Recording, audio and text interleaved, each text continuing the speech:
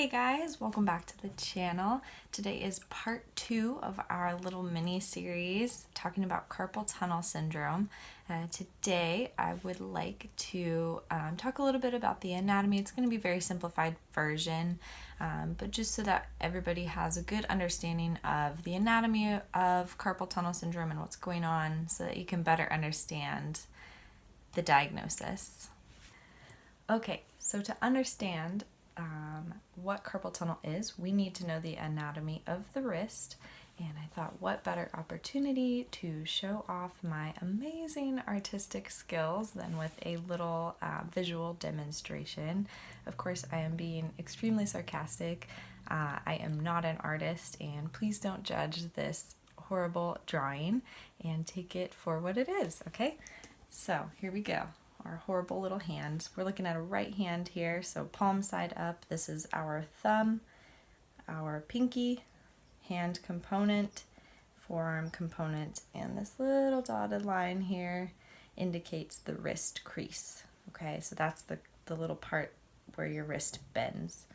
Okay, great. So we've got our hand. We're looking at the palm side. Along this little wrist crease here, we have a little sheath or a band of ligament tissue. We call it the flexor retinaculum or the transverse carpal ligament. I'm going to actually mark it in here on our picture in red so that you can see it better. Oh, this pen is horrible. That's okay. You guys will get the idea.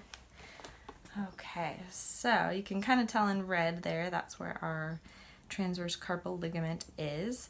That is actually the roof of the carpal tunnel. Okay, so underneath this we've got all those teeny tiny little carpal bones that form the floor of the carpal tunnel under that carpal arch. Okay, then we've got tendons, we've got ligaments, the whole mass, the nerve, and then the roof here is our flexor retinaculum. Okay, so underneath that is where our median nerve and our tendons are running to the fingers. Okay, so that's that.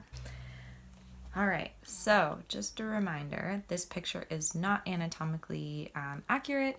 It is just a visual representation. It is very simplified, okay, but I want to show you kind of a visual representation adding in the tendons underneath the carpal tunnel. So there are actually 9 tendons that are running underneath that ligamentous band, right? And again, we put that ligament band in red here.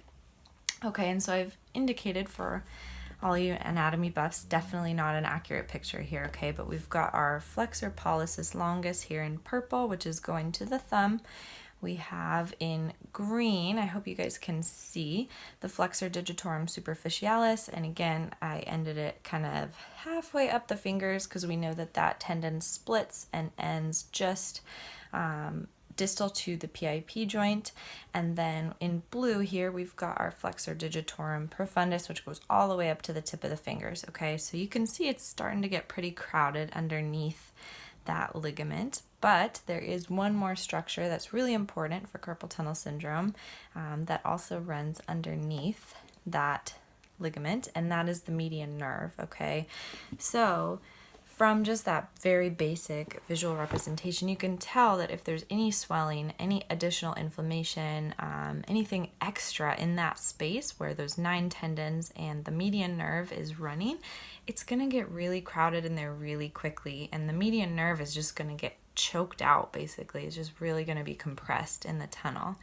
So that's why I think it's helpful to kind of get that anatomy picture in your head and kind of understand why exactly that median nerve is getting compressed in the tunnel.